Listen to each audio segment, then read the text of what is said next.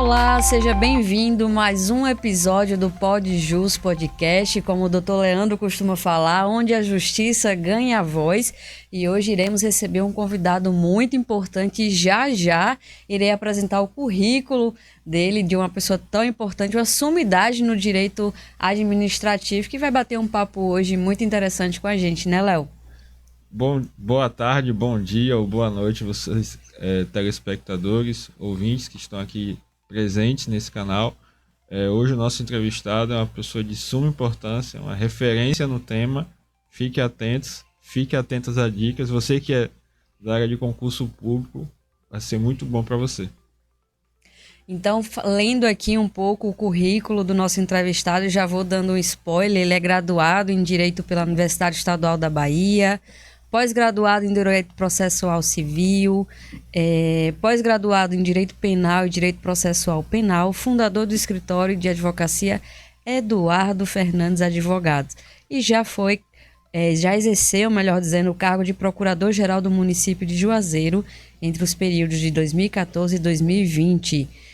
Professor de concurso, professor de graduação, que a gente estávamos conversando aqui nos bastidores. É uma honra recebê-lo no nosso episódio, no programa Pod Jus Podcast. Uma pessoa que os alunos adoram, todo mundo. Acho que não tem uma pessoa que não goste de Dudu. Então, recebemos hoje aqui Dr. Eduardo José Fernandes dos Santos, que a gente carinhosamente até já falou aqui que vai chamar de Dudu. Professor, seja muito bem-vindo ao nosso episódio. É uma honra recebê-lo e compartilhar do seu conhecimento, beber dessa fonte, que eu fiquei até nervosa, Léo. Eu falei, meu Deus, eu não entendo nada de direito administrativo, e agora? Falei ou não falei? Falou. Como vai ser? Mas eu fico muito feliz, brincadeiras à parte, fico muito feliz em recebê-lo. O programa está de portas abertas. Fique à vontade para fazer suas considerações iniciais. Bom dia, boa tarde, boa noite. Inicialmente, agradecer o carinho de vocês, doutor Suelen, doutor Leandro. Estar aqui é motivo de muita satisfação, muita honra. Dizer a vocês que essa sumidade fica por conta do carinho, da gentileza de vocês. Eu sou só um estudante, um aprendiz. Eu acho que essa interação com os alunos acaba sendo muito interessante porque a gente aprende junto. Então, quero dizer a vocês que é uma honra, uma satisfação muito grande. Dentre outras disciplinas, os meus alunos me conhecem mais como professor de penal, né? Mas dentre essas disciplinas que a gente ama, que a gente se debruça, que a gente se encanta, está também o direito administrativo, que fala muito com o direito constitucional, né, professor Leandro? E a oportunidade está aqui, a oportunidade da gente conversar, de amadurecer esses temas relacionados com o direito administrativo, e essa iniciativa de vocês, fantástica, porque ela permite que a gente democratize o acesso ao conhecimento, conhecimento tão importante que dialoga tanto com cidadania. Então, esse é um ambiente democrático, necessário, porque conhecimento não é para ficar preso, conhecimento é para ser difundido. Então, eu agradeço a vocês a oportunidade de estar aqui, de poder falar sobre isso, trazer essas minhas percepções, para que a gente possa, nesse ambiente construtivo, gerar resultados bons, né? Esse é o nosso desejo. Então, assim, gratidão pelo carinho, pelo acolhimento. Novamente a gente que agradece, né, Léo? Como pela presença. Exatamente. Como o doutor Eduardo comentou, o programa ele é para trazer de forma democrática a informação, não só para a sociedade, para os futuros operadores do direito, para quem já está dentro da advocacia, seja da magistratura, ou seja, do mundo, do universo jurídico, porque o direito, a gente vê muito, pelo menos no momento da graduação, muito termos técnicos, muito juridiquês, e a nossa intenção aqui é de tirar um pouco essa tecnicidade para trazer de forma mais próxima para quem realmente é feito o direito para a sociedade, né? Então, como a gente já mencionou, muito nos honra receber. E acho que a gente já pode começar, né, Léo? O bate-papo para a gente entender um pouco sobre direito administrativo. Vamos sim. Doutor Posso Eduardo, quebrar o protocolo só um pouquinho? Claro. Pode. Dentro dessa ideia de simplicidade, eu vivi muito isso, acho que todo mundo na universidade, na faculdade de Direito, passa um pouco por isso, aquele encantamento de conhecer, porque os códigos são verdadeiros códigos, Sim. né, com palavras bem diferentes. E uma das percepções que me sinalizaram assim, necessidade de amadurecer exatamente. O direito é comunicação. Exato. Então nós estamos recepcionando alguém com uma dor, no caso do advogado, levando para um processo e o juiz está dizendo alguma coisa, mas aquilo não é só para a gente, é para o jurisdicionado. Exato. Então, simplificar é necessário para que a mensagem cumpra o seu objetivo, chegar no destinatário e ele entender. Porque se ele não entendeu, não democratizou. É verdade. Sabe? Eu falo Perdoe, muito mas eu isso. não consegui. Mas eu concordo. Inclusive, eu estou com uma disciplina de IED, na Introdução ao Estudo de Direito lá na FACAP, e eu falo muito sobre isso. Inclusive, tem uma aula que eu uso sobre direito e linguagem, direito e argumentação, e eu ponho isso em xeque. Se teria que ser muito técnico, usar palavras em latim, e como isso seria, se isso surtiria o efeito que se pretende de início. Então, a gente traz essa perspectiva de quanto mais fácil a linguagem, óbvio que em momentos que a gente vai despachar como magistrado, a gente tem uma linguagem mais técnica, mas a ideia é que chegue ao seu destinatário, que aí é cumprido realmente aquilo que se determina na Constituição e no ordenamento jurídico. O STF há pouco estava discutindo isso, né? A simplificação da linguagem, né? Uma coisa assim necessária. Verdade, eu super concordo. Mas vamos lá, para começar as perguntas, doutor Eduardo, uma forma mais simples que a gente pode explicar para o nosso telespectador, né, nossos ouvintes. O concurso público, porque ele é uma forma prioritária para ingresso ao serviço público no Brasil, né? Perfeito. Eu diria que, assim, eu me recordo, falando de concurso público, eu me recordo uma certa feita, eu participei, à época, enquanto procurador-geral, da chegada de alguns recém-aprovados, nomeados, estavam tomando posse naquele momento. E aí uma das frases que eu utilizei, que sempre me levam à mente, é assim: o concurso público é talvez uma das coisas mais republicanas que nós temos. Porque quando a gente fala de concurso público, a gente está falando de ingressar pessoas para prestar serviço público. Prestar serviço público é tratar da coisa pública, né? De alguma maneira, você está tratando com a coisa pública. Quem seria melhor para tratar da coisa pública? Como selecionar esses melhores para tratar da coisa pública? Eu diria mais, por que uns teriam oportunidade e outros não? Então, quando a gente olha para a Constituição, o nosso sistema, ele quer garantir que todos tenham igualdade, isonomia, para acessar tudo que é público. E o concurso público, ele veste muito isso, porque ele garante a impessoalidade, que não venha ao serviço público o meu amigo, quem eu quero, desse ou daquele jeito.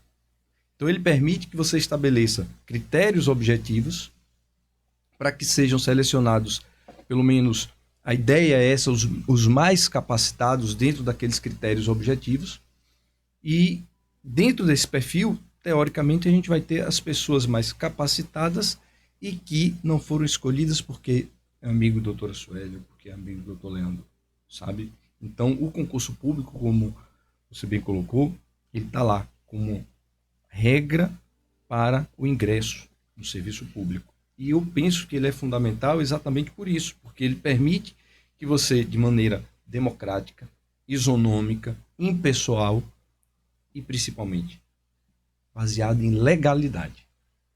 Porque não tem como pensar em concurso público sem pensar em legalidade. Então é nesse ponto que o concurso ele se liga de maneira indissociável com a própria previsão para o cargo. O cargo tem que estar em lei. Os requisitos têm que estar em lei. Então o concurso, na hora que ele vem, não pode se desprender dessa amarra legal. Então ele já vem dizendo: eu preciso de pessoas para esse cargo. Qual cargo? Aquele que está previsto em lei. Quais os requisitos? Aqueles que estão previstos na lei.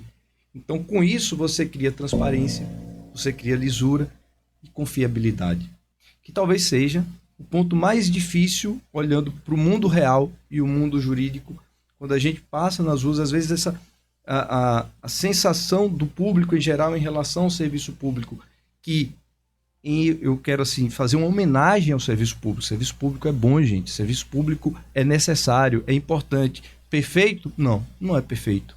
Aliás, é difícil você achar perfeição nas coisas da vida, do dia a dia, né? Mas o serviço público é necessário, é importante e está sempre buscando a eficiência. Então, a melhor forma de você tentar alcançar a eficiência no menor tempo possível, os resultados no menor tempo possível, é primeiro pensando na forma de ingresso. E se ela vier pelo concurso público, que não é a única forma, mas é a prioritária, a preferencial, eu acredito que a gente começa a caminhar pelo caminho mais correto, mais adequado e mais republicano, dizendo assim. Maravilha, né? Então, e dentro ainda dessa perspectiva, Dudu. Doutor Dudu. Quais seriam, assim, falando das etapas do processo seletivo, como é que o senhor poderia nos dar um exemplo das principais etapas de um concurso público, para que o nosso ouvinte, o nosso telespectador consiga entender? O edital é importante, acho que a gente pode trazer nesse ponto, né? Às vezes tem gente que só vou fazer o concurso, às vezes só acessa, faz a inscrição e esquece de ler algum detalhe do edital. Eu aprendi isso com o doutor Rafael Lima. Um forte abraço, doutor. O servidor público, quem entra nessa carreira do servidor público, ele entra querendo a estabilidade financeira, né? E pensa que vai ficar milionário. Mas se você vai ficar milionário no serviço público, é sinal que você está do lado errado da situação. E eu tenho falado isso muito nas minhas aulas. Se você pensa em carreira pública, servidor público, ótimo. É um serviço público, você vai estar somando com o desenvolvimento da sociedade.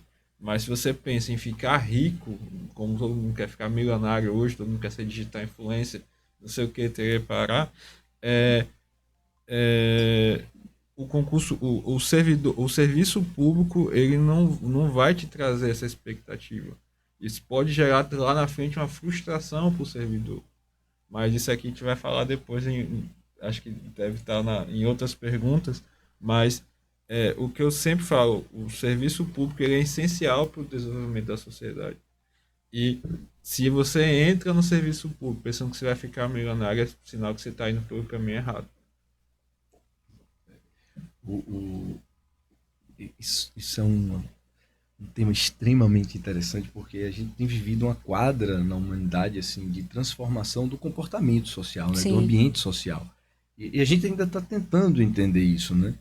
Porque, assim, aos poucos, quer dizer, na verdade, hoje a gente praticamente perdeu o poder de contemplação.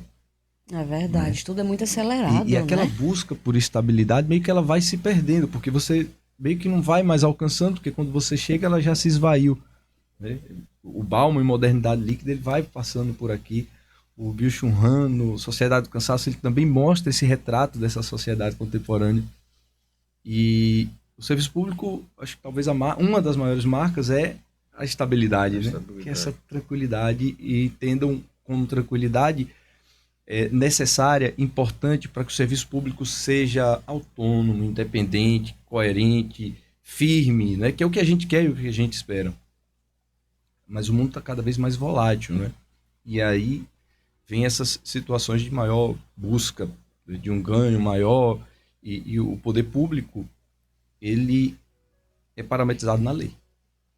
Então a remuneração e o sistema remuneratório também está parametrizado em lei. Então os tetos e as remunerações já estão ali, então não adianta você pensar que vai ganhar 1 milhão por mês, não vai. Esquece, se você está pensando em ganhar esse 1 milhão, não vai ser enquanto servidor público, vai ser trilhando outras atividades, né? Mas não enquanto servidor. E essa parametrização em lei é exatamente o ponto de partida para a gente pensar no concurso. Então, o regime da administração é aquele da legalidade. Uma legalidade que vista de maneira diferente, porque se entre particulares a gente diz que a gente pode tudo que não é proibido em lei, quando a gente vai para a administração pública, a gente só pode o que está na lei. Tem algum doutrinador que fala alguma coisa assim, tipo trilhos, né? Diz assim, ó, a lei é o trilho. Se não está no trilho, Não tá, não. não está. Então, mas não existe, então tem que estar na lei. E quando a gente fala do cargo público e do concurso, então o concurso é para prover o cargo. Que cargo? Então, primeiro, tem que existir o cargo criado em lei. Que cargo é esse? Quais as atribuições dele? Quais os requisitos? E por que isso é importante? Porque são esses pontos que vão ditar o que é que a gente vai encontrar no meio de um concurso. Então, você vai ter um concurso que talvez seja só uma prova objetiva. Mas talvez outro concurso exija prova objetiva, mas também uma prova de títulos. E em outros, nós teremos várias etapas. Né? Os concursos da área policial, por exemplo, eles normalmente são divididos em algumas etapas. Vão passar pela prova objetiva, vão passar pelo exame psicológico, que é o psicoteste, vai passar pela avaliação de saúde, às vezes por uma etapa de formação, né? Mas para que eu possa... investigação social. Normalmente são essas 5 etapas, não necessariamente nessa ordem. Mas para que eu possa exigir isso não pode ser fruto da discricionariedade da cabeça de Eduardo, de Leandro, de Suelen. Tem que ser algo que me dê respaldo na lei, porque, como eu disse, só posso o que está na lei. Então, apesar disso ser óbvio, às vezes o óbvio precisa ser dito, gente. É incrível. Então, por quê? Porque apesar da nossa Constituição ser de 88, nós estamos em 2025, sim, nós encontramos editais que não constam, ou melhor, que exigem às vezes o que não está previsto na lei. Então, primeiro ponto, olha para a lei, olha para os requisitos. Pronto, primeiro passo. Daí você vai ter o processo licitatório para escolher uma banca, que depois de escolhida vai ter a elaboração do edital, e aí você, meu amigo concurseiro, se o concurso é a coisa mais importante da sua vida naquele momento, lê o edital todinho, por favor. Principalmente por conta das datas, né? Anexação de documentos, enfim. Em uma época, eu não vou dizer a época para vocês não saberem que eu sou tão velho assim, né?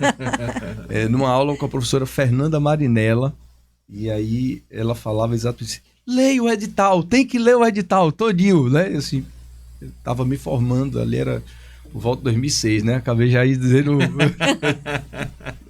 tem que ler o edital. E realmente, como é que você vai participar de uma competição? Porque, assim, mal comparando, falando de maneira assim mais tranquila, e você não sabe as regras. O que me coloca no jogo, o que me tira do jogo? Já pensou você chegar na hora da prova com uma caneta vermelha? Eu digo porque os editais, de uma maneira geral, exigem que a caneta seja preta ou azul. Aí você chega com a caneta vermelha, uma caneta verde, não vai dar certo. Estudou bastante, perdeu por causa da caneta, né? Poxa, caiu a caneta aí. Por quê? Peraí, calma. Então, é muito importante ler o edital. Então, dali você vai começar a observar. Como é que eu vou performar melhor? Qual é a disciplina que pontua mais? E observar se esse edital está de acordo com a lei. Porque normalmente você tem etapa para impugnar o edital. Sim. Ele está de acordo com a lei ou está exigindo alguma coisa desproporcional, alguma coisa que não é razoável? Os critérios são objetivos. Eu não posso entregar nas mãos da discricionariedade por alguém escolher, porque eu tive um melhor desempenho, mas o Leandro olhou e disse, mas eu não quero esse, eu quero o João, que é meu vizinho. Não pode, o critério tem que ser objetivo. Fez a prova objetiva, dependendo do cargo e dos requisitos, você pode ter outras etapas. De um modo geral, aprovado, feita a lista de classificação, publicidade, gente. Né? Tem que publicar esse resultado. Publicou, depois ele vai para a homologação. E a homologação é um outro marco importante para você que está na esfera de concurso, que ele vai ditar muito a validade desse concurso. Né? Não é da data do edital, é da homologação. E aí você vai observar como é que vai funcionar essa trajetória. Se for um concurso mais complexo, com mais etapas, a exemplo da área policial, normalmente você vai ter várias etapas. Então você vai ter uma prova objetiva, provavelmente seguida de um exame do psicoteste, de uma avaliação física, o famoso TAF. Meu Deus do céu, o que tem de contestação e TAF é uma coisa, né? Aí, avaliação de saúde, investigação social, que normalmente fica ali por último, e às vezes seguida de uma outra fase ou etapa, que é a formação, curso de formação, né?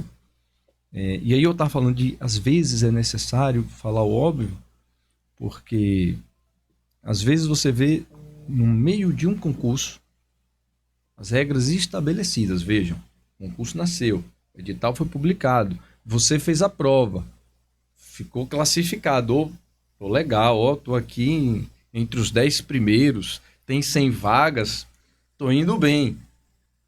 Quando você chega lá no finalzinho, a administração resolve mudar o edital, criando uma regra que não existia e que interfere na própria classificação. Aí você que estava em 10º cai lá para 80. E não era para adequar a legalidade, porque ela entendeu que seria melhor. Não dá. É o regime legal, né?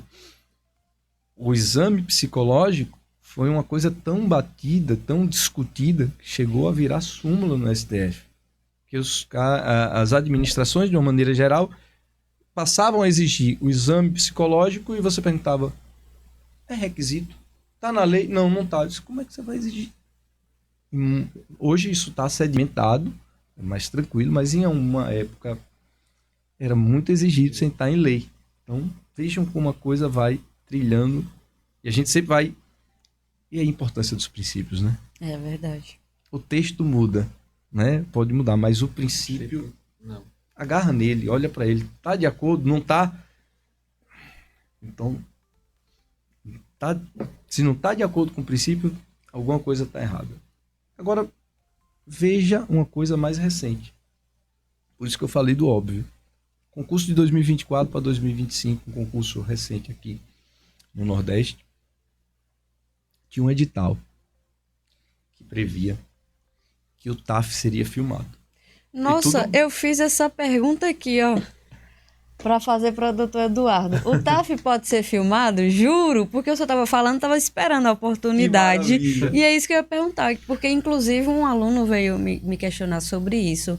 Ele tinha feito, aí parece que... Eu não sei exatamente, mas...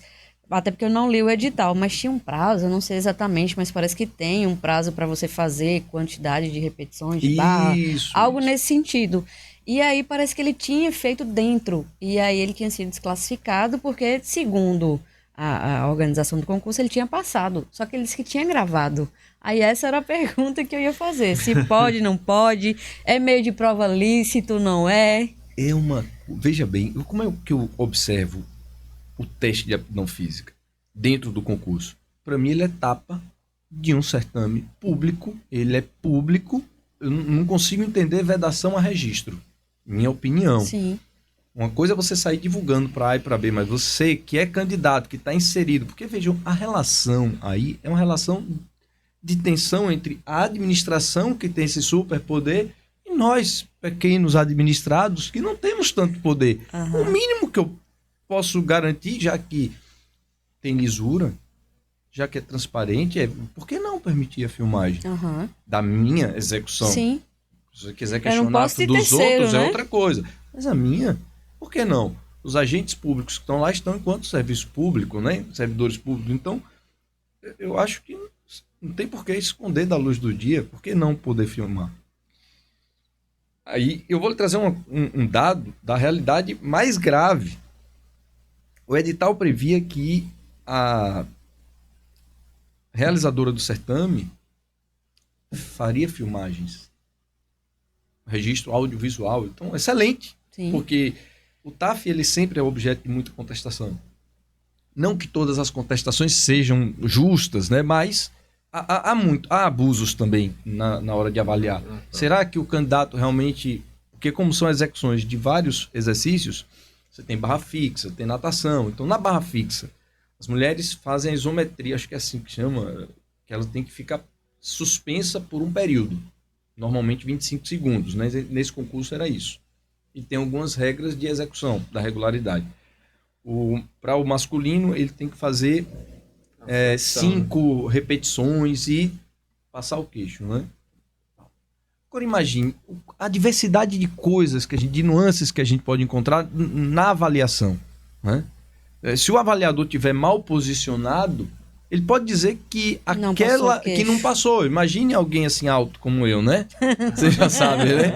Olhando para a barra de baixo para cima, na hora que o candidato suspende, Pode ser que ele tenha passado o queixo, vamos dizer, porque tem que passar da barra, né? Pode ser que ele tenha passado o necessário, mas para o Eduardo que estava olhando lá de baixo, ele não passou, porque a posição não era boa. Uhum. E ele vai ser eliminado injustamente. A importância dos registros de vários ângulos ajuda a dizer, olha, eu entendi que você de boa fé, eu não estou dizendo que as eliminações são de má fé, tá bom? As eliminações normalmente são de boa fé. Sim. Só que errar é humano. O avaliador pode errar. Então, a filmagem é importante, eu acho, no TAF, eu penso assim. Mas o que me deixou mais inquieto nesse edital é que prever a filmagem foi muito bom. Só que, assim, de maneira muito... sem constrangimento, para ser assim, elegante, sem constrangimento nenhum. O edital ainda dizia que a filmagem não seria fornecida a ninguém, nem ao candidato. Mas em 2025, eu estou negando ao candidato uma informação sobre ele, necessária para ele, inclusive para impugnação da eventual eliminação. Ele está escrito, sem qualquer constrangimento. Eu olhei, meu Deus. Estamos em 2025, Constituição de 88, rasgaram. E aí, enfim, você pede a filmagem, não, vou negar, com base no item tal do edital. Mas como assim? Quer dizer, o óbvio precisa ser dito. A luta por direitos fundamentais, para não admitir qualquer retrocesso, ela é diária e constante. A gente não pode abrir mão disso. E aí, às vezes, as pessoas perguntam, e o advogado? É exatamente essa figura incansável. Quando a gente vai para o processo, a gente vai exatamente movido e motivado exatamente para garantir que esses direitos fundamentais não sofram retrocesso. Isso é feito diariamente.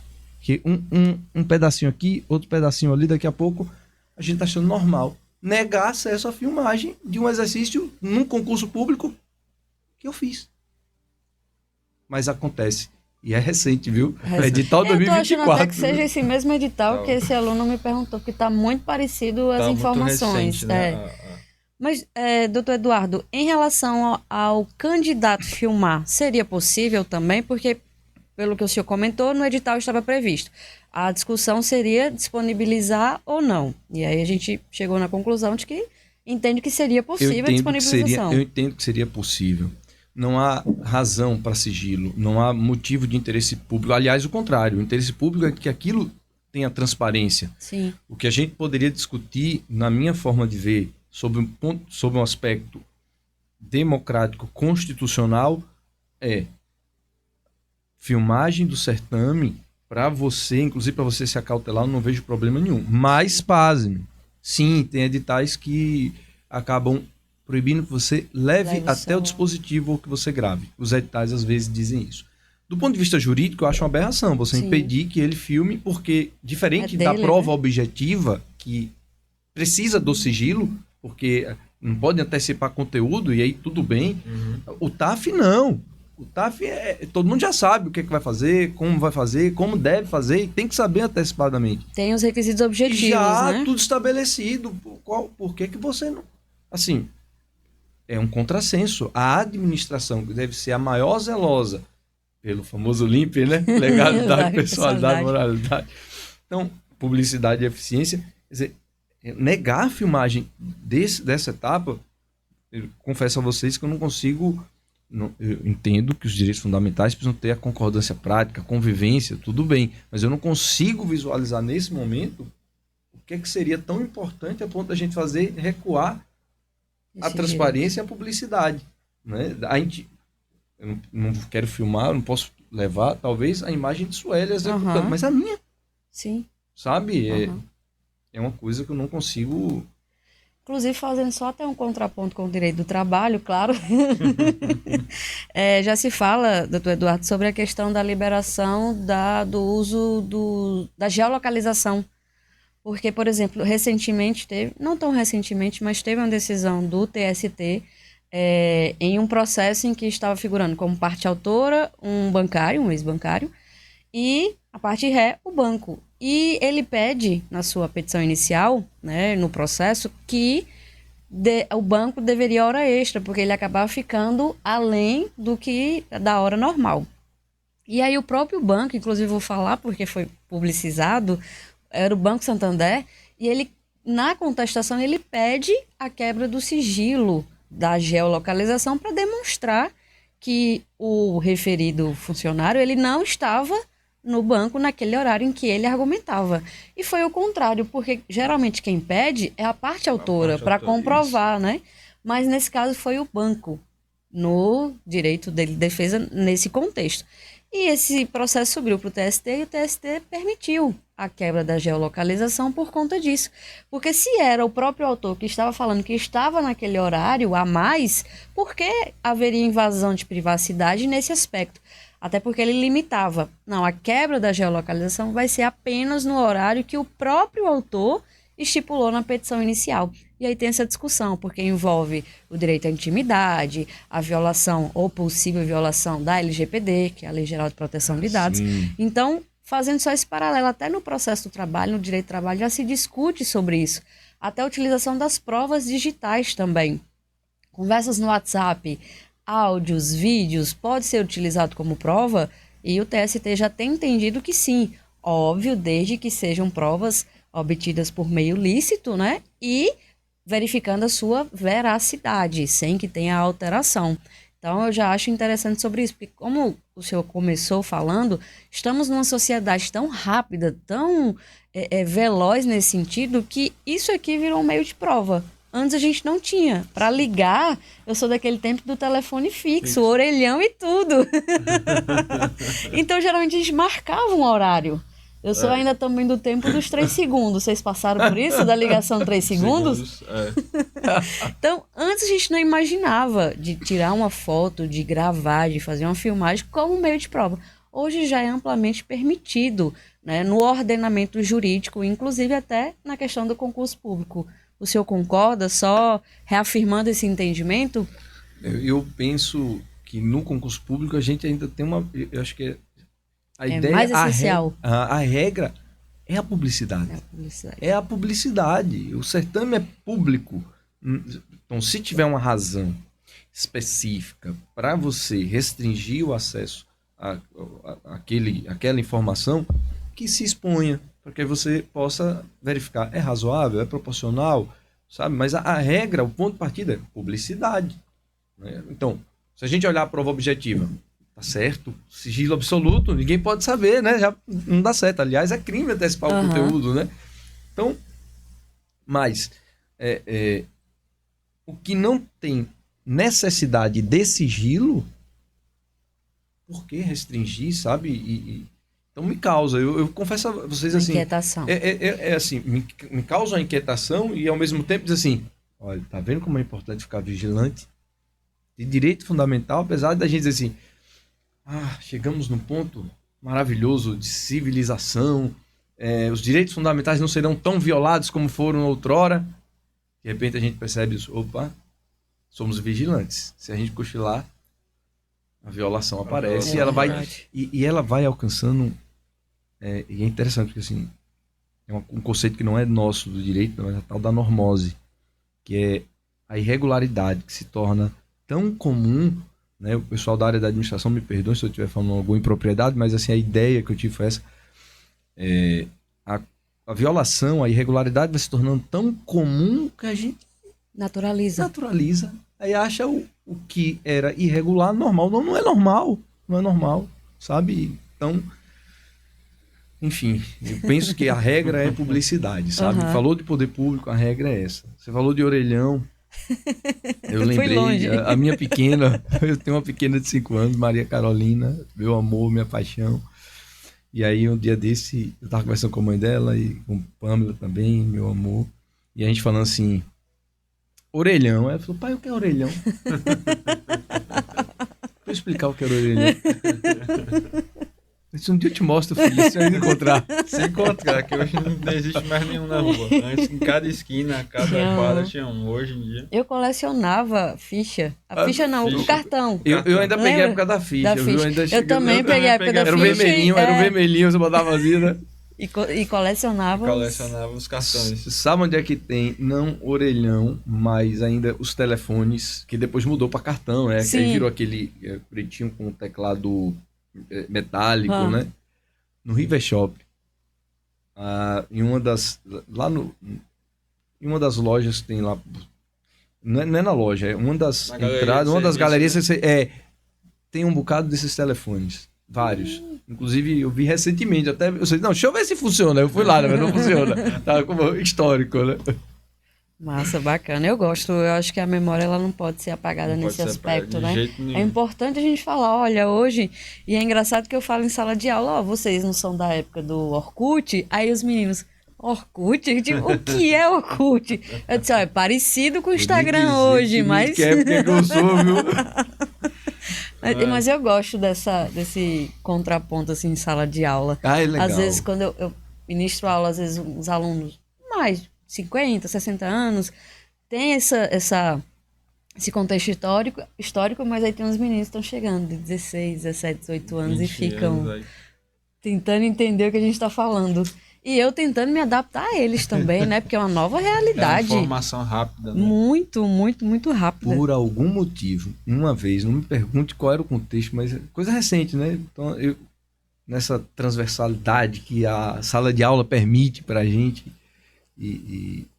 a gente vai construindo, né? Então a gente vai aprendendo e vai trocando, vai fazendo esse fluxo do conhecimento, né? É uma coisa que eu sempre digo para os alunos, digo, olha, não espera que eu saiba tudo. Aliás, eu não sei tudo, viu? Fique muito claro, fiquem tranquilos, vamos fazer aqui uma construção e tal.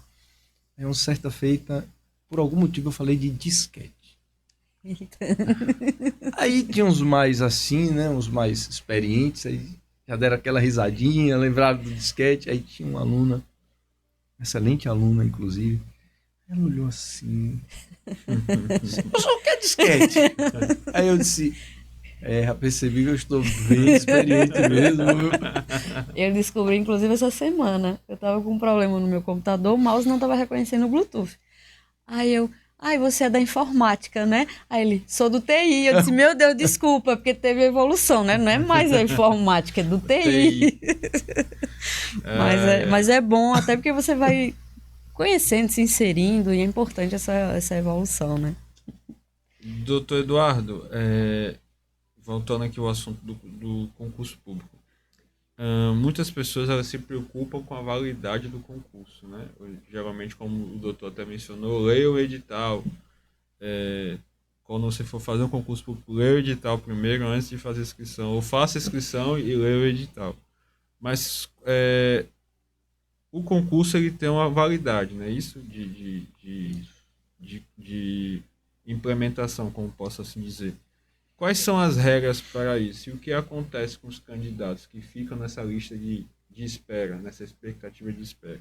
Perfeito. A tua pergunta ela é extremamente importante e necessária. Primeiro porque ela reafirma a necessidade do concurso público e eu tenho dito que tem coisas que não tem como você quantificar. Elas são tão importantes. Uma delas se chama segurança jurídica e confiabilidade. Sabe? Então, quando a administração resolve abrir um certame e diz assim, olha, tenho tantas vagas para o cargo X, ela, na minha forma de ver, ela está se comprometendo, ela está dizendo publicamente que precisa daquela quantidade. Então, se ela fez o concurso e homologou o resultado, para aqueles que foram aprovados dentro do número de vagas, na minha forma de ver, e não é só a minha, há decisões reiteradas dos tribunais, isso deixa de ser uma mera expectativa e a gente passa a ter um direito propriamente. Óbvio, não significa que aprovado no dia seguinte eu serei nomeado. Cuidado, eu não estou dizendo isso. Mas se eu passei dentro do número de vagas, veja, o resultado foi homologado, dizendo Eduardo foi aprovado em primeiro lugar. Olha, que maravilha. Dentro do prazo de validade, eu tenho o direito de ser chamado.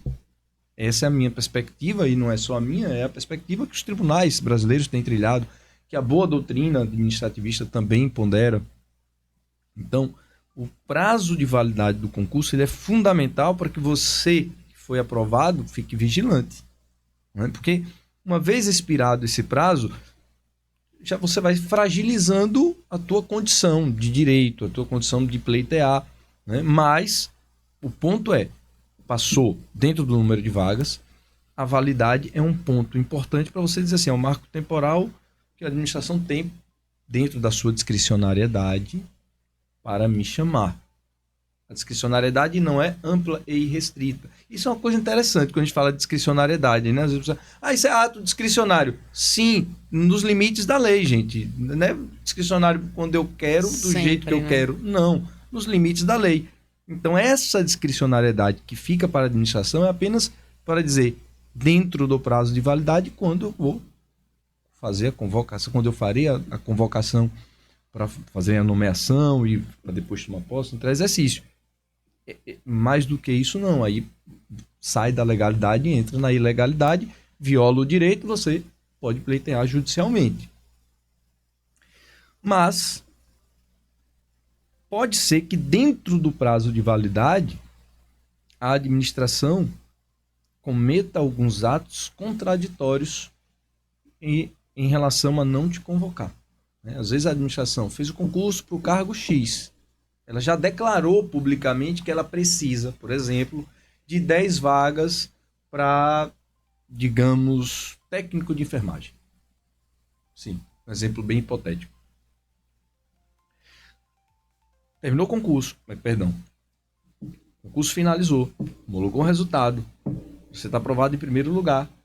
Durante o prazo de validade, a administração não te convoca, mas ela faz um contrato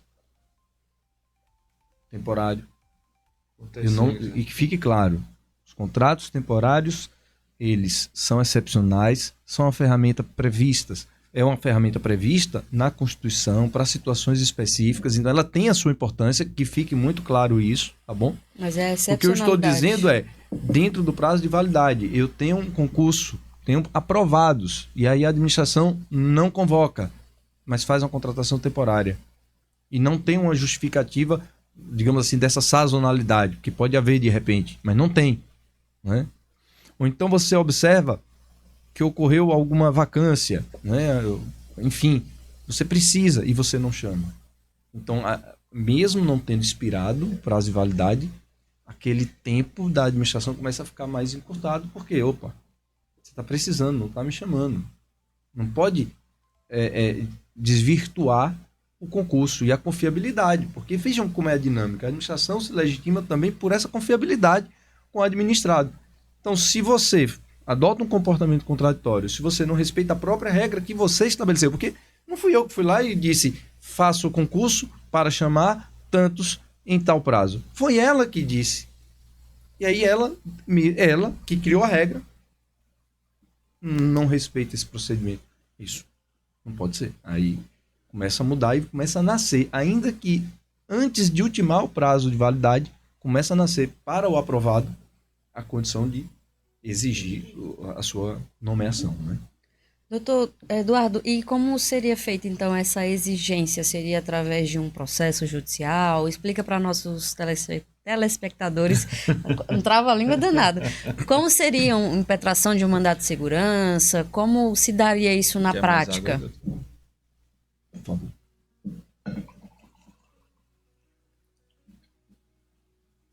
Em regra, o que é que eu costumo dizer? Sempre que houver espaço para consenso, vamos tentar buscar esse espaço para consenso. O processo civil contemporâneo fala muito disso, né? Dessa busca dos espaços de consenso. Então, se houver um espaço para consenso, aí quando eu falo espaço para consenso, às vezes você notificar o município, o estado ou o órgão da União, Isso a entidade da seria União, essa notificação é um caminho, uma notificação extrajudicial. Certo. É um caminho, né? Não necessário. Precisa disso? Não. Até porque os atos que a gente foi colocando aqui, eles normalmente eles são públicos, né? Então, assim, mas havendo possibilidade, isso não é uma condição, não é um passo necessário, mas às vezes existe esse espaço, então, se você puder observar isso, é um caminho. Agora, normalmente não é o que acontece. Normalmente a gente tem um aprovado, que esse é um outro dado da realidade que a gente não pode esquecer. A administração cria essa regra, cria as suas essa arquitetura do concurso, como aquela quantidade de vagas e prazo. Mas do outro lado tem um ser humano que perdeu noite, fez muito sacrifício, às vezes passou até fome para poder estudar, passar no concurso, às vezes saiu de um emprego para poder esperar aquilo. Ele está sofrendo. Então, muitas vezes não há tempo para isso, né? Então, diante de uma violação evidente, é muito possível que se lance mão, professora, do mandado de segurança. O mandado de segurança, que é exatamente, talvez assim, o remédio constitucional, né? Que, justamente para garantir ao indivíduo o combate dessa ilegalidade, desse abuso de poder contra um direito, né, líquido e certo, para usar a letra da lei, né? Agora, é importante para o mandado de segurança que todas as provas necessárias já estejam pré-constituídas. Lembrando que no mandado de segurança você impetra para combater o ato de uma autoridade coatora, né? Às vezes a gente pode ser, nós podemos ser persuadidos equivocadamente de que o mandado de segurança é em face do ente público. Não, é o ato de uma autoridade coatora. Então, é a autoridade coatora que vai ser demandada, vai ser impetrada para ser no mandado de segurança. E o importante é que toda essa prova do seu direito adquirido, né, não é direito adquirido, o direito líquido e certo, perdão, tem que estar já produzida. A prova da violação, é evidente que tem algumas situações que o documento não vai estar contigo, que essa prova documental vai estar mais com a administração, aí você tem instrumento legal para requerer que ela seja obrigada a trazer o processo, mas é uma situação que tem que estar evidenciada. Agora, o importante é, se eu tenho todas as provas do direito líquido e certo, todas as provas da violação, o mandado de segurança, ele veste muito bem a capacidade de sanar essa dor do concursado, aprovado, que está ali, poxa, minha vez, me chama, né? Então, o mandado de segurança. Só lembrar, o mandado de segurança tem um prazo decadencial. Sim. 120 dias do ato, né? Então, se passou desse prazo, respira fundo. Ah, mas eu perdi, eu não tenho mais como reivindicar. Tem filho, tem filha, fica tranquilo, né? Aí vai caminhar para uma ação ordinária, que você tem um rito mais, vamos dizer assim, tem uma tramitação, um percurso, na ideia da simplificação nossa, tem um percurso mais longo, e envolve a possibilidade de você produzir prova com mais densidade, com mais verticalidade, mais profundidade. Demora um pouco mais, porque, como eu disse, ele é mais, né, é mais longo, mas ainda tem como buscar a tutela, a proteção judicial desse teu direito, tá bom? Quer entender outra coisa, né, doutor Leandro? É muita informação aqui. E o bom é que sendo passado de forma bem simplificada, né? Como... Assim, com muita propriedade, por óbvio, mas de uma forma mais direta, né? O que facilita o entendimento do nosso ouvinte, do nosso telespectador. Eita, tá sendo... Eu vou evitar falar essa palavra hoje, tô igual você naquele dia, Léo. Naquele dia com a doutora Raíssa. Na abertura eu já evitei, né? Eu já não vou, porque vai que eu já tenho a língua presa por natureza. Aí, né, quando chega e trava umas palavras, misericórdia. Mas vamos lá. Doutora Sueli, tá com você a palavra. Tá comigo? É isso. Vou quebrar um pouco o protocolo, Pode. doutor Leandro. Doutor Dudu, e a gente sempre apelida, né, de uma maneira carinhosa. Sim. A primeira entrevistada foi a doutora Luciana Rivera, e a gente apelidou como doutora Lu. Minha conterrânea, pessoa que eu admiro demais, carinho enorme. Ave Maria, doutora Luciana maravilhosa. É fantástica, inclusive, fantástica. mandando Admiro demais, admiro demais. Doutora Lu, um abraço, melhoras. Aguardando o retorno pra gente tomar um cafezinho, conversar. E marcar o retorno da doutora também aqui no programa. Extremamente querida por todos e por onde passa, sabe? Ela é fantástica, fantástica. Tem uma luz, né? Fora a grande inteligência, né? Muito, inquestionável, né? Muito. Então, dentro desse aspecto, Quais seriam, então, as dicas, assim, para uma pessoa que quer fazer concurso, Dudu? Tempo, você poderia trazer algo para gente? Como você já foi professor de concurso, então talvez, e aí não querendo te apertar nesse aspecto, mas até para você que fez também alguma técnica, divisão por conteúdo, o exercício é fundamental, algo mais voltado para a prática mesmo. Pronto. O que eu diria? Assim, a vivência em concurso público, na sala de aula, ela foi, para mim, extremamente valiosa. Foi um momento que eu aprendi muito. E eu acho que para as coisas que a gente faz valerem a pena, a gente tem que ter fé nelas, tem que acreditar. Eu não sei se eu faço a leitura correta, mas é aquela história, acho que é de Fernando Pessoa, né? Tudo vale a pena se a alma não é pequena. Eu não sei se eu faço a leitura correta, mas a forma que eu encontrei de olhar para isso foi dizer: se você tem fé, se você acredita, vai acontecer. Fica tranquilo, acredita no processo, mas se mantenha firme. Sim. A vivência na sala de aula para concurso me permitiu vivenciar diversas realidades. Então, quando eu falo que do outro lado tem alguém sofrendo, não é porque eu imagino. Eu vi isso. Eu vi alunos meus que acordavam de madrugada, e aí eu digo homens e mulheres que acordavam de madrugada, saíam, trabalhavam o dia inteiro, e aí quando chegava no final do dia, eu ainda brincava na sala, se vocês chegam no final do dia, ainda vem pra cá assistir esse baixinho falando aqui algumas coisas, né? Então assim, e chegavam com aquele rosto às vezes um pouco cansado, mas assim, resistindo. Alguns com uma garrafa de café. E quando saí, professor, ainda vou resolver umas questões até mais tarde, sabe? Então, aquilo era animador para mim, porque eu via realidades de muita luta. Então, para os meus alunos, eu sempre dizia assim, meus guerreiros e minhas guerreiras, porque são verdadeiros guerreiros e guerreiras. E por que eu falo de ter fé e acreditar no processo? Concurso, isso foi uma frase que eu ouvi de um amigo, ficou na minha mente e eu venho ecoando. Concurso, lógico que a gente quer passar, mas a gente não só faz para passar, a gente faz até passar. Se você quer o concurso, se você é isso que você elegeu, respira fundo, vai chegar a tua vez. Eu costumo dizer que o conhecimento ele é como casca, né? Você nunca vai chegar no centro que eu acho que o centro do conhecimento ele é tão elevado, ele é tão divino que a gente não consegue alcançar, ele não está capacitado para isso. Mas é nos permitido ir quebrando essas cascas. E é o que acontece com cada um de nós quando a gente faz a releitura do mesmo tema e diz, como é que eu não percebi isso? Já aconteceu com você, né? Já, você pega assim, direto. Vamos lá. Você pega aquele volume 1 de processo civil, aí você diz, leio, poxa, aquilo, aprendi bastante. Aí você vai fazer uma releitura desse mesmo volume 1, ou mesmo sendo o mesmo livro, ou de outro autor, você diz, anterior, como eu não consegui perceber aqui. exatamente, e parece que se encaixa num quebra-cabeça de uma maneira fixa, e você diz, agora eu aprendi, né?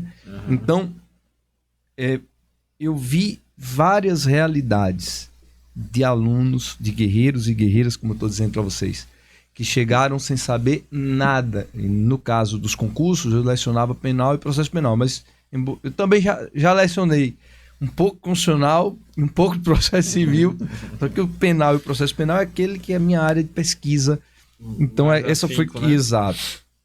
E nesse ambiente eu vi muita gente chegar sem saber absolutamente nada de direito. Mas não passou no primeiro.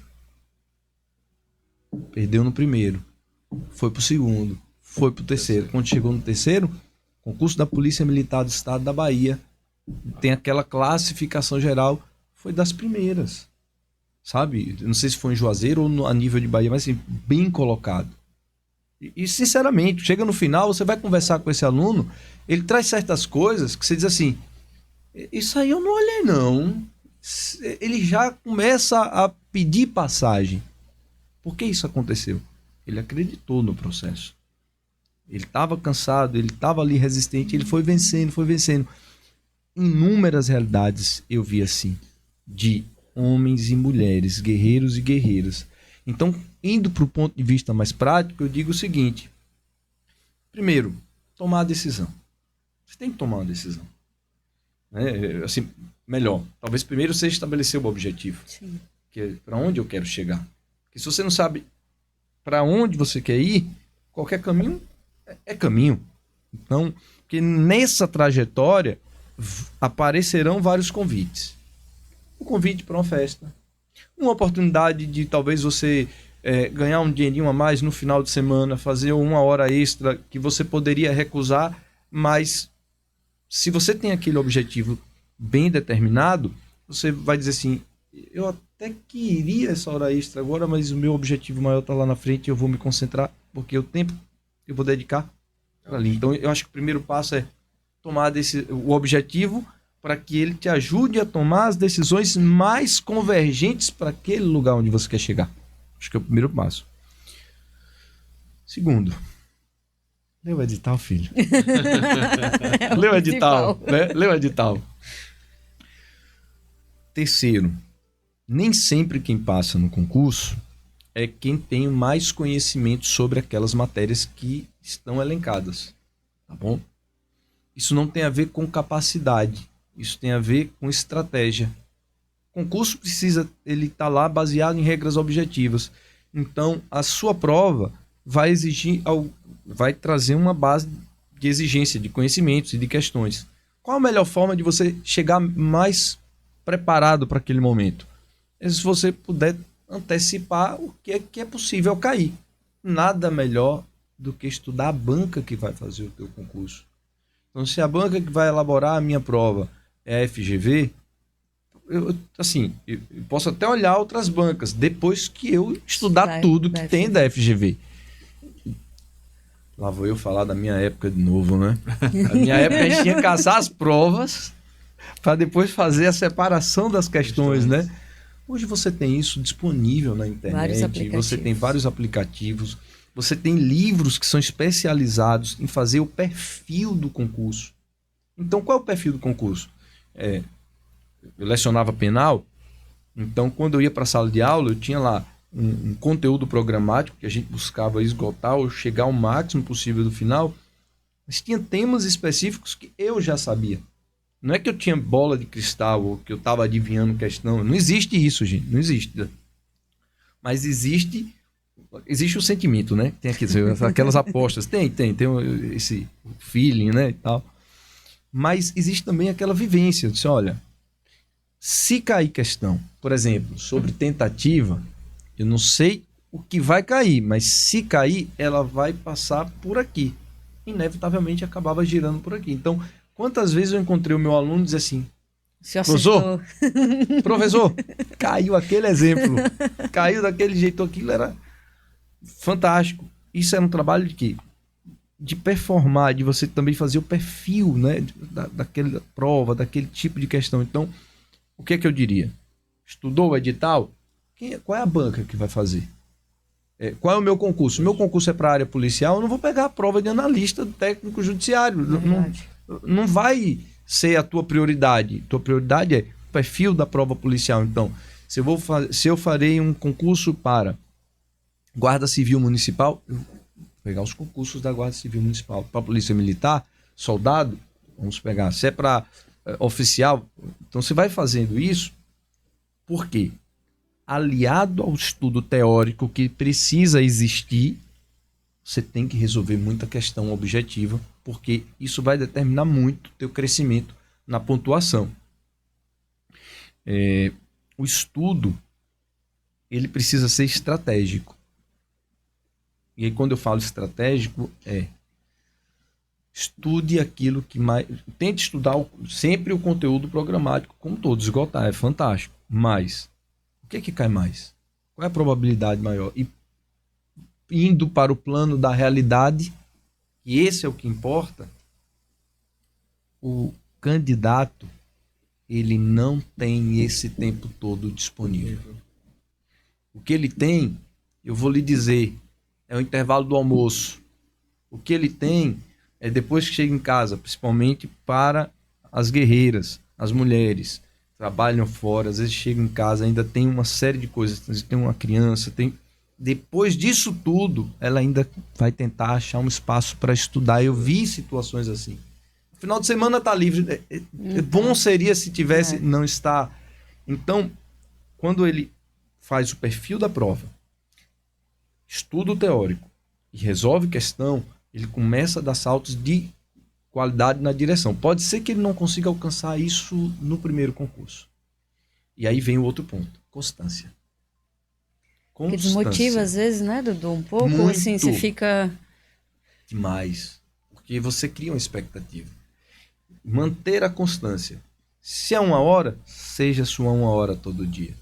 2, seja todo dia. E a constância para que você possa. Se não for no primeiro, vai ser no segundo, vai ser no terceiro. Agora, só tenha certeza de uma coisa. Vai acontecer a sua aprovação. No tempo certo. Eu costumo dizer no tempo de Deus. Deus manda nem antes, nem depois. Ele manda na hora certa. É verdade. Só um parênteses lá para passar para você fazer a pergunta. Eu só queria fazer um paralelo, inclusive com a prova da UAB. Porque é também nessa expectativa, é também nessa performance que Dudu comentou. Você tem um edital, você tem todo o conteúdo programático, a ideia é que você estude tudo, né, para esgotar, mas tem uma forma estratégica também de resolver as provas da UAB, que é a banca, a FGV. Então tem a prova aberta, as questões objetivas, e tem a prova que é a peça prático-processual. E eu falo para os alunos também, e fiz dessa forma, de que você tem as 80 questões, precisa acertar 40 para poder passar.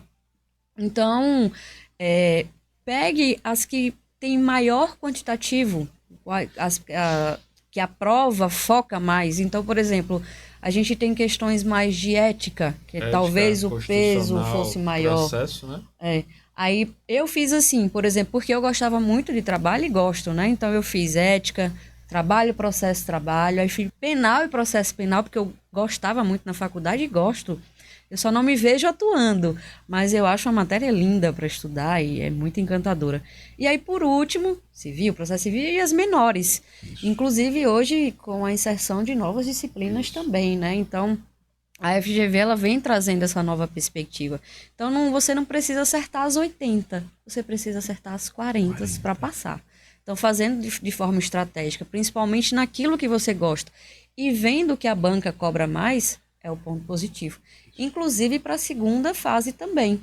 Quando me perguntam, professora, eu vou escolher trabalho porque é mais fácil. Pera lá, trabalho não é mais fácil, não. Pra quê? Pra quê? Pois é, pra quê? A palavra já diz, trabalho traz cansaço, traz exaustidão. Não, mas aí eu vou puxar pro meu lado. Também não é só assim, não. Brincadeiras à parte.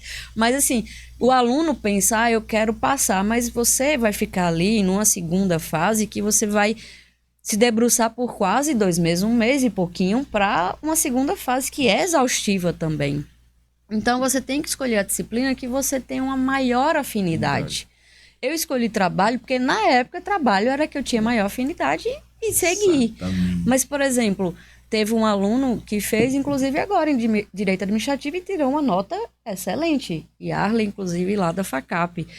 Outros alunos que fizeram em outras áreas, em Direito Constitucional também tiraram notas maravilhosas. Então, a dica, e aí aproveitando o gancho na sua dica de concurso, mais voltado para a prova da UAB, você tem que escolher aquela que você tem maior afinidade. Até porque, para mim, por exemplo, quando eu vou dar aula, fica mais fácil.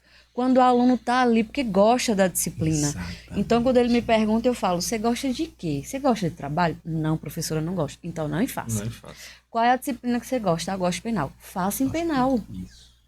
Porque trabalho tem menos peça. Ledo engano, não tem isso, A última não. mesmo Olha a aí. sessão de pré-executividade da última. Essa, então, Foi a última ou foi a penúltima?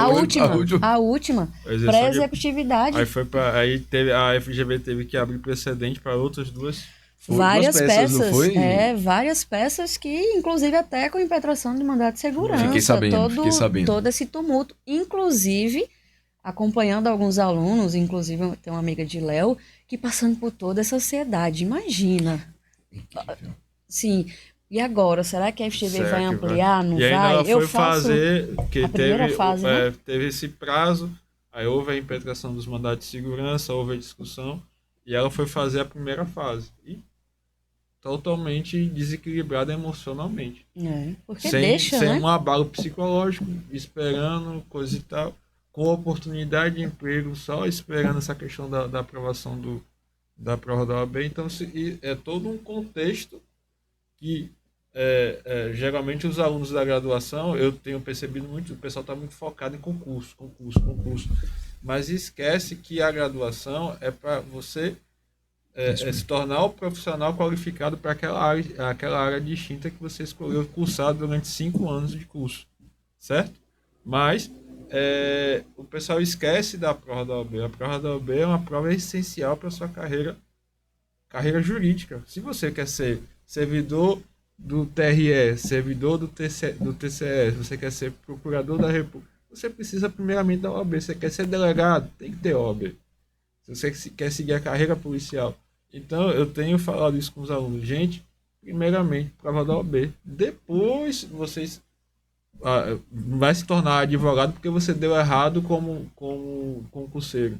Mas você, primeiramente, tem que ter a sua OAB para te qualificar até para o mercado de trabalho e para você passar no seu concurso público. Você vai precisar saber. Mesmo professor, eu falei, É como o doutor Eduardo falou, leia o edital. Leia o edital.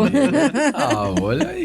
Ao menos se você esteja concorrendo a um cargo de nível médio, né? Também, mas você que almeja o concurso público, quer entrar numa carreira de servidor com uma melhor remunerabilidade, você tem que ter um ensino superior.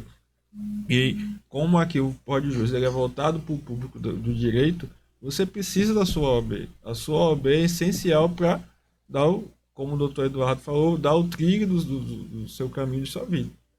Mas vamos lá aos nossos anunciantes, aos nossos apoiadores. O Eduardo, fique à vontade, pode tomar água. Esse é o momento que o convidado respira, toma água. Respirar um pouco. A VIP Contabilidade, a VIP Consultoria Contábil. Você quer ter uma empresa ou vai abrir a sua empresa, precisar de uma empresa, de um escritório de contabilidade que preste essa assessoria de forma eficiente e eficaz, a VIP Contabilidade consta no mercado e está com sua equipe à sua disposição. Então fique à vontade. Entre no Instagram. O Instagram, em breve, o Instagram estará liberado e vocês poderão entrar em contato diretamente com eles. A escolinha de futebol Boleiros do Vale. A escolinha de futebol do professor Bruno fica ali localizada no campo da ABB. Em breve vai estar mudando de local devido à implementação do parque da cidade aqui em Juazeiro. E você tem seu filho dos 5 aos 12 anos, leve lá. São 2 horários de terças e quintas, da 16 às 17 para a turma dos menores. E a turma maior, que é dos 10 aos 12 anos, das 17 às 18. Leve seu filho lá, faça um treino de experimento. O professor Bruno está lá de braços abertos para recebê-los. E vem aí o aplicativo de delivery, Garagem. O aplicativo de delivery Garagem é um aplicativo voltado para você que precisa de serviços automotivos. Você precisa fazer serviço de estética, serviços mecânicos no seu veículo. Em breve, o aplicativo Garagem estará funcionando na palma de sua mão. Você vai precisar só fazer um agendamento junto ao credenciado ao aplicativo. E você que tem a sua empresa de serviços mecânicos, de serviços automotivos, autopeças, em breve o Garagem também vai estar cadastrando você para prestar esse serviço ao consumidor. Então, fica o aviso a todos os telespectadores. Trava-língua, tá vendo? A Inexus Vale do São Francisco. A Inexus Vale do São Francisco é uma empresa de marketing digital. Você que tem a sua empresa, precisa performar ela nas redes sociais, entre em contato com a Inexus. A Inexus estará de braços abertos para recebê-lo. A Inexus é uma empresa com sede lá em Orlando e aqui na nossa região do Vale do São Francisco tem um diretor credenciado disposto a ajudá-lo. Então está aí o link do Instagram, a rede social do Instagram. Entre em contato. Se você tem a sua empresa e precisa performar, com certeza a Inexus vai trazer a solução para a sua marca. O Estúdio 74. O Estúdio 74 é o nosso parceiro. Ele está aqui conosco desde o início. Foi o que lançou a semente na nossa mente, na nossa vida. E hoje o PodJus está aqui utilizando a estrutura do Estúdio 74. E se você tem um projeto de podcast, videomaker, ou precisa de um projeto audiovisual, procure o pessoal do Estúdio 74. Aqui está o site do Estúdio 74. Se você tem uma ideia, ele provavelmente vai pegar a sua ideia e vai melhorar em 10 vezes. Assim aconteceu conosco. Somos testemunhas vivas disso, então procure o pessoal do Estúdio 74.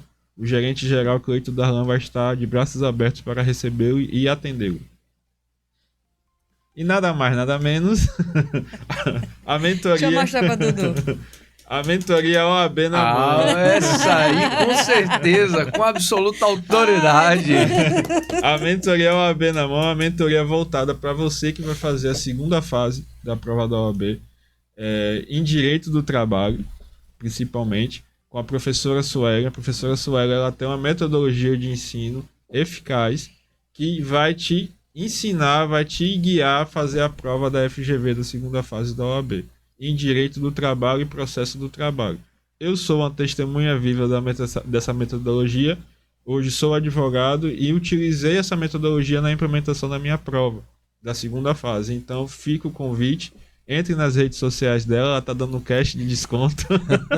Ele sempre vem com esses descontos. Eu nunca sei desses descontos. Ela tá dando... Diga que você assistiu o PodJus e entre lá nas redes sociais da mentoria OAB na mão, diga que você assistiu e que o doutor Leandro falou que tem um cashback, um desconto. Então, entre lá, que ela vai estar disposta a atendê-lo. A gente ajusta esse desconto, Léo. Léo, eu queria só fazer um adendo aqui rapidinho, que eu recebi de doutor Enio Nepomuceno. Ele escreveu um livro e vai ser lançado agora na editora Juspódio. O livro professor da Nassau, professor da FACAP, ele esqueci agora, ele trabalha no Ministério do Trabalho, ele é fiscal. Auditor fiscal, isso, perfeito, obrigada. E aí ele fez um livro voltado, um manual prático para o trabalho legal, na construção civil, toda a informação básica sobre. E aí ele me mandou ontem... Foi o que deu aula de direito material, não foi direito naquele dia material. da segunda fase, Olha, vocês têm a oportunidade de ter a aula com o professor Enio, direito de trabalho material. Ele é excelente aula. Eu gabaritei as questões de direito de trabalho, que a doutora Sally dá mais processo de trabalho, e eu gabaritei as questões já só com a aula do doutor Enio, ele exemplificando as informações que poderiam estar dentro da prova. E aí ele lançou, né, tá o lançamento agora de 2025, depois eu vou pedir para Darlan colocar no chat, para divulgar, e eu achei maravilhoso, porque é alguém, né, um professor daqui, da região e com o lançamento de um livro fiquei muito feliz. Ele é professor da FACAP, professor da Nassau, e maravilhoso, uma pessoa ímpar, inclusive, que muito me admira. Eu sou, assim, uma pessoa que eu tenho como exemplo na área, porque ele realmente gosta, ele se aprofunda na área do direito do trabalho, a parte material. Então, um abraço, professor, parabéns pelo lançamento do livro, eu tenho certeza que já é sucesso. E vamos lá, a pergunta a doutor Eduardo. Direitos do servidor público. Vamos entrar aqui numa esfera. O doutor já atuou como procurador-geral do município de Juazeiro e sabe a responsabilidade que é, né? A funcionalidade da máquina pública, principalmente. Mas isso é mais na questão do concursado, né? Depois de empossado, o servidor público ele adquire diversos direitos, né? Qual a principal diferença entre os direitos do servidor público e um trabalhador de iniciativa privada? Bom, eu acho que essa pergunta ela é assim muito interessante, porque muito se fala do concurso e às vezes o que é que eu depois que eu passar, que for nomeado, né, tudo, como é que funciona, né? Porque a rigor, se você olhar no universo, falando genericamente de mercado de empregos, vamos dizer assim, né? Você tem a iniciativa privada e vai ter o concurso. Então, o que substancialmente vai se separar um do outro, né? Bom, de cara, eu diria assim, os direitos sociais têm um amparo constitucional e tem questões que são de repetição obrigatória, então algumas coisas não vão mudar muito substancialmente. Mas eu iniciaria dizendo o aspecto do regime jurídico. Acho que é o primeiro ponto. O servidor público, de um modo geral, ele é regido por um estatuto. E aí a gente entra naquela discussão da autonomia dos entes federativos. Você tem a União, tem os estados, tem os municípios. Cada ente tem autonomia para estabelecer o seu regime jurídico em relação aos seus servidores. Então, se você chegar no município de Juazeiro, município de Casa Nova, município de Afrânio, o município de Petrolina, o município de Curaçá, cada um vai ter certamente o seu estatuto dos servidores públicos. Assim como o Estado da Bahia tem o seu, como a União tem a Lei 8.112, o Estatuto dos Servidores Públicos, né? Então, o regime jurídico do servidor público vai estar vinculado ao seu estatuto, vamos dizer assim, estatuto dos servidores daquele ente que ele está vinculado. Enquanto o trabalhador da iniciativa privada vai ter como sua referência normativa, a professora Suene, o professor Leandro aqui me corrijam, mas a CLT, né? Ela é a referência. A Constituição primeiro e a CLT aqui. No caso dos servidores públicos, a gente vai olhar para o estatuto. Né? Em algumas situações, às vezes, já aconteceu do servidor público se recorrer às normas da CLT, às normas do regime privado. Foi o que aconteceu com a insalubridade em determinado momento. Né? Como existe a autonomia, fazendo aqui um hiatozinho para falar disso, não para aprofundar, mas só para dar o exemplo, alguns municípios não tinham legislação sobre insalubridade. Até previa, mas não estabelecia os critérios, né, e os percentuais. Então, as ações judiciais nasceram, não está pagando, tem que pagar, não tem que pagar, paga ou não paga. Opa, o regime legal, só paga o que está na lei, como está na lei. Mas não tem lei dizendo, então não tenho que pagar. Né? Era o debate. Mas nessa escalada, chegou ao STF, o STF disse, não, peraí, realmente tem autonomia do município, do ente, ele vai estabelecer sua legislação. Mas também o Supremo percebeu que é um direito que não poderia ser negado pela ausência legislativa, sem entrar no mérito da discussão crítica da decisão em si, mas olhando o resultado, né, diz, olha, tudo bem, o ente tem autonomia para estabelecer, mas enquanto ele não cria, olha aquela lá do setor privado, e aí não adianta dizer que não tem, não vou pagar algo, porque... Né? Não adianta o município dizer, não vou pagar porque não tem lei. Disse, não, crie sua legislação, se você não criar, vai... Tá ali, é uma fuga daquela regra que a gente estava estabelecendo há pouco. Mas, eu diria, o regime jurídico, o estatuto. Então, a gente não vai abrir para o servidor público quando nós estamos discutindo o que ele tem direito, como é a vida dele, como é que ele ingressa, como é que ele vai se comportar, os deveres funcionais, os direitos que ele tem. A gente vai olhar para o estatuto. E aí, no estado da Bahia, tem o Estatuto dos Servidores Públicos do Estado, e é uma ferramenta muito importante. Depois que você leu o concurso, meu amigo, depois que você leu o edital, passou no concurso, já está em exercício, ou melhor, foi nomeado, abre logo o estatuto, viu? Vai lendo, porque aquilo ali vai ser a tua cartilha para você saber, peraí, como é que eu vou cumprir o estágio probatório, né? Como é que vai ser isso? Então, ali você vai encontrar as disposições que vão reger tua vida funcional. Acho que o primeiro passo seria esse. Em algumas coisas, a gente vai encontrar muita similaridade, né, do ponto de vista conceitual, mas a rigor, eu diria que a principal diferença é essa. Então é aí onde você vai encontrar, às vezes, dizer, mas lá no setor privado, quando eu estava no regime seletista, eu trabalhava assim, mas aqui o estatuto diz isso. Às vezes vai ter coisa que talvez seja mais flexível, ou alguma coisa que seja mais rígida, mas conforme a legislação do ente. Entendi.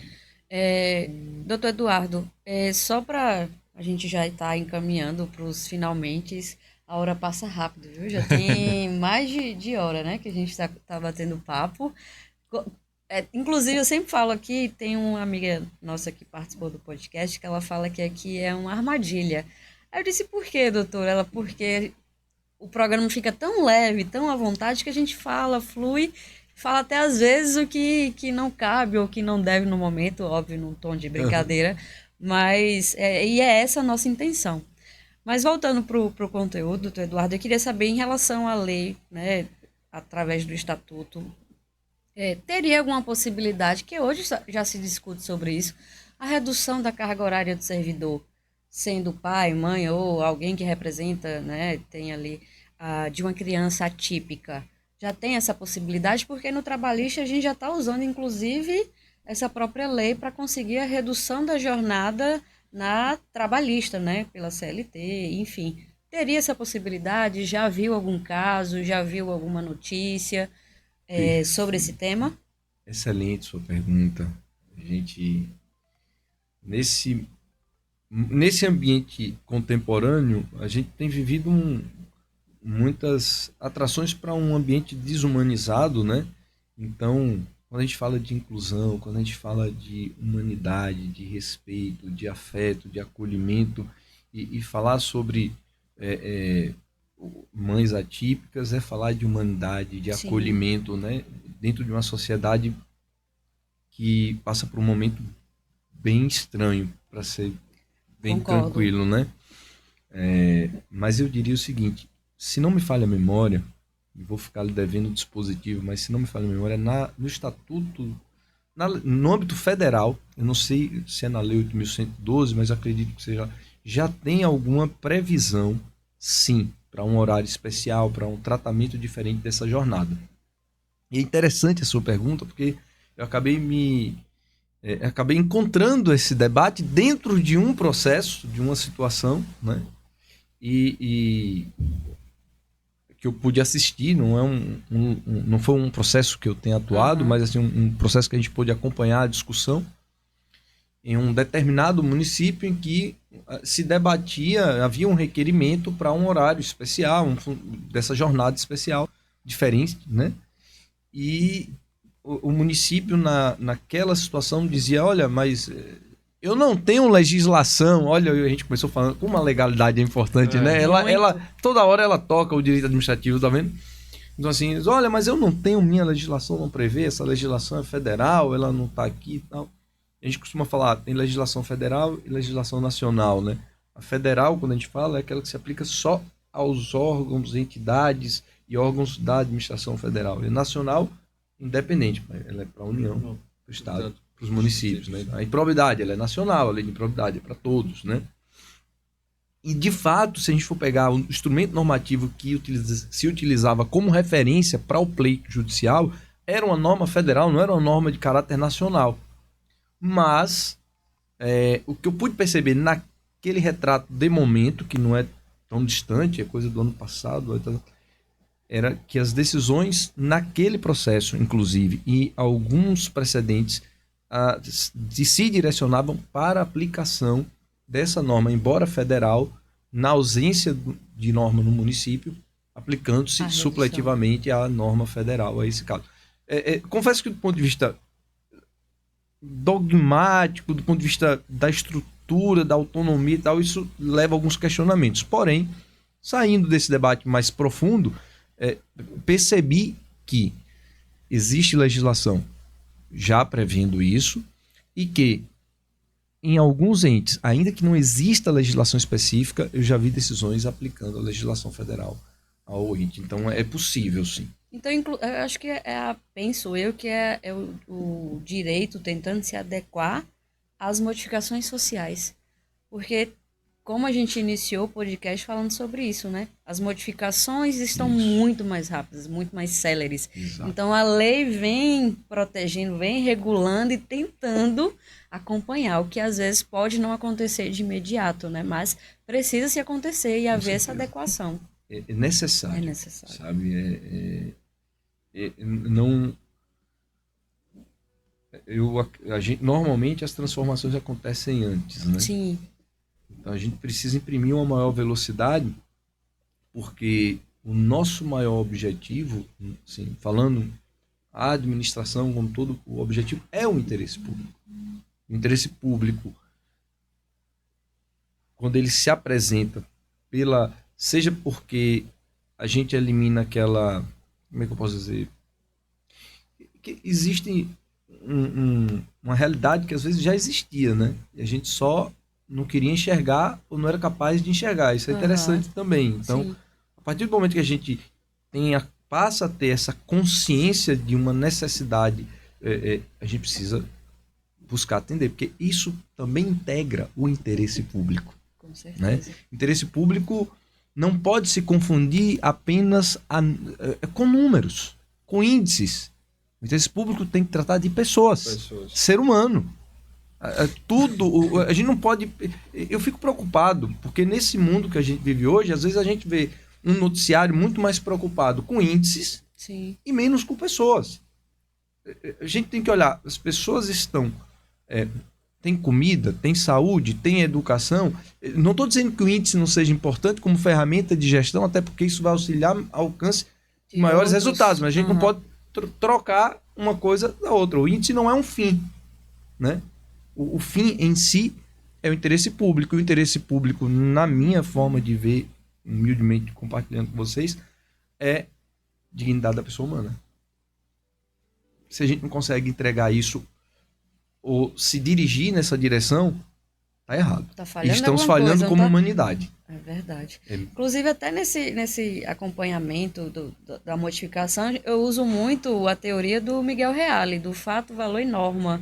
Que, pelo menos no meu pensamento, é o que mais se amolda a nossa sociedade, ao que a gente vê hoje enquanto norma e o próprio ordenamento jurídico. Então, vem o fato, vem a valoração social e, consequentemente, a edição de uma norma. Isso. E ainda que não tenha uma norma passada pelo processo ali de edição pelo Poder Legislativo, que venha a ser regulamentado pelo menos temporariamente, em umas decisões, como o que o senhor comentou. Ainda que não tenha uma lei específica, mas pode usar de forma supletiva para trazer um equilíbrio social, que é a proteção até do princípio da dignidade da pessoa humana, né? Absolutamente. Que como diz assim, é base fundamental, né?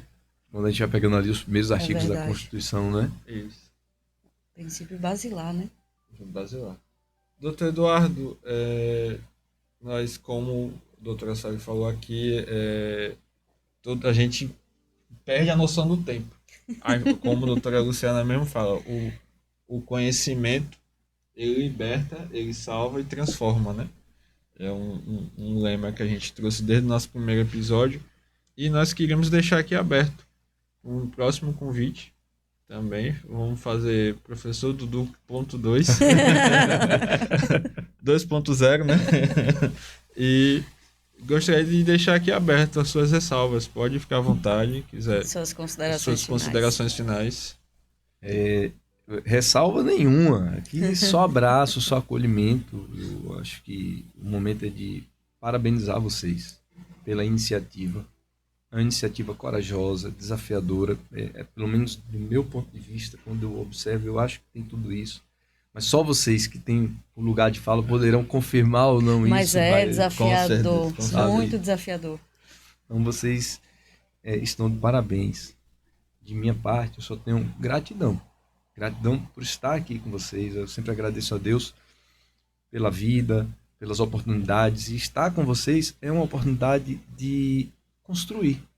Sempre é bom quando a gente está construindo. E construindo coisa boa. Num ambiente cada vez desumano, num ambiente cada vez menos institucional, oportunidades para conversar, para distribuir informação com veracidade, com verdade, com preocupação numa entrega verdadeira. Eu quero dizer assim, que tenha confiabilidade, sim, que a gente possa realmente construir edifícios sólidos. E isso só se faz em ambientes assim, que com desconsideração, mas que vocês permitem que a gente vá trazendo um pouquinho da nossa contribuição, da nossa vivência e de alguma maneira tentar tocar, impactar alguém que está ali do outro lado. Respirar fundo para não travar a língua, o telespectador, né? Para que ele possa recepcionar isso com leveza. Conhecimento não pode ser propriedade de um ou de alguns ou privilégio. Conhecimento tem que ser de todos. Se a gente permitir isso, a gente permite e exercitar a capacidade de ouvir, a gente vai tendo mais construção democrática e edifícios mais sólidos. Né? Quem é do direito não pode se acomodar com a sua visão e se fechada. Né? Você está no lugar errado. Direito é para divergir, direito é para construir.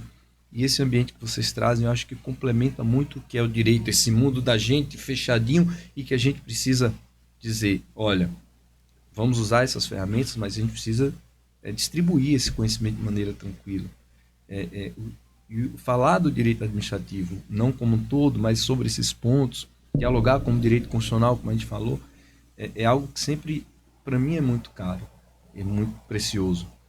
Porque eu acho que boa parte de nós, quando migramos para o direito, pelo menos aqueles que foram vocacionados para o direito, independente do espaço que ele vai ocupar, se é como advogado, se é como juiz, promotor, como delegado, como técnico, como analista, não importa. Mas eu tenho certeza que o vocacionado, propriamente, ele vai justamente porque a injustiça o incomoda, o inquieta. Você assiste uma pessoa que você não conhece, passando por uma situação que não é justa, aquilo te incomoda em algum ambiente do teu senso pessoal.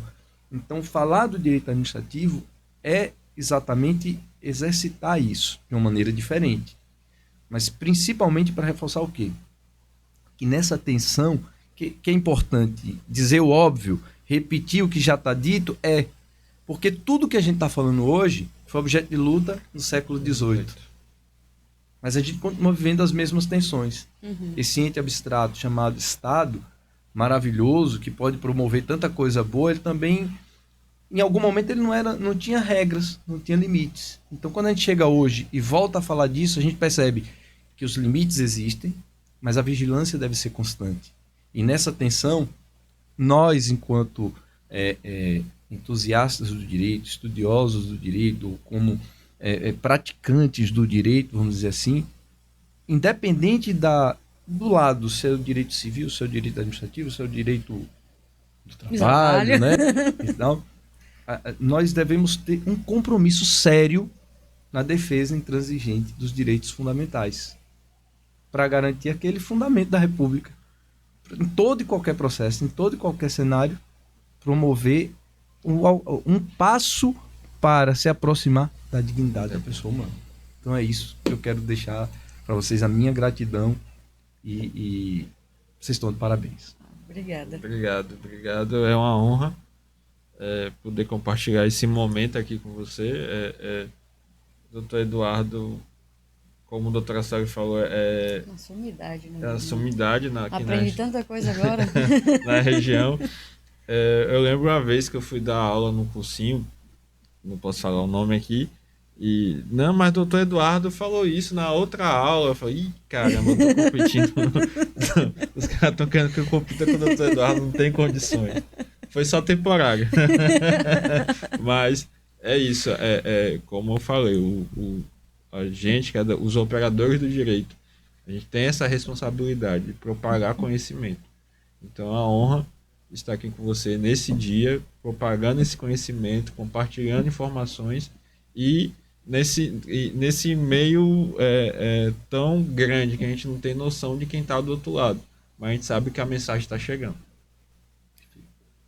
Então, só para encerrar, doutor Leandro, gratidão também a palavra por o senhor se disponibilizar a vir aqui, tirar um tempo para falar sobre um tema tão importante que se coaduna, se linka com um direito principal que está previsto na nossa Constituição. Então, eu fiquei muito feliz com a sua presença, com a sua participação, de ter aceitado o convite. E a gente já lança todos os convites para retornar em breve, fazer a parte 2. Já foi a primeira, né, a retornar, é verdade. E já lançamos o convite para que o senhor possa retornar, trazer outros temas para a gente conversar, porque aqui no Pode Jus Podcast a gente não tem limitação, a gente não tem amarra, a gente traz a verdade sobre aquele conteúdo, sobre aquela temática que é importante para quem está nos assistindo, para toda a sociedade e para os futuros operadores do direito. Então, mais uma vez, gratidão. Muito obrigada pela sua participação. Obrigado. Encerramos mais um episódio do PodJus Podcast e precisamos agradecer a vocês pela audiência, pela parceria, inclusive pedindo sugestões para que vocês interajam conosco tanto no YouTube quanto no Instagram para falar sobre possíveis dicas, possíveis palestrantes, possíveis convidados para a gente trazer para o programa ficar ainda mais interessante para você que nos assiste. Então, muito obrigada e até o próximo episódio. Tchau, tchau.